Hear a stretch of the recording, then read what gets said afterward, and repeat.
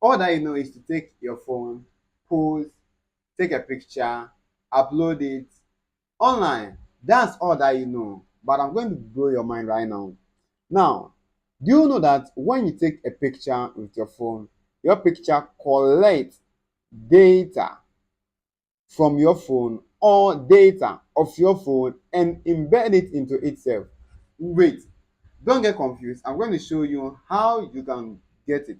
And this type this in your search bar to see the website or the software on how to get it. Now, if you open the software, this how it looks like. You see the box over there, select image. That's where you're going to select your image and upload it now. The online edit viewer help you to upload any form of picture on their website, and this will help you to gather the information that you need. Remember this.